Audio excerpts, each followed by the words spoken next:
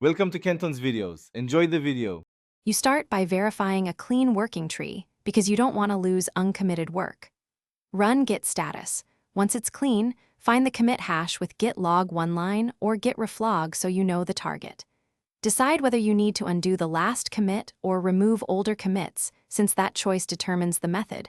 Reset for local history edits, revert for safe public changes.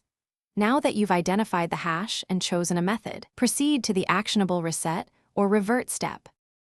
Now you execute the chosen command.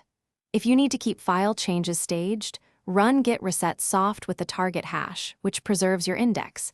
If you want to discard everything, git reset hard will move head and reset files, but be careful, this loses work.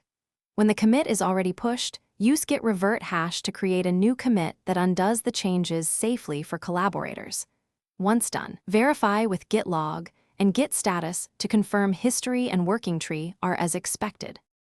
Finish by synchronizing your remote. If you used revert, push normally so others receive the undo.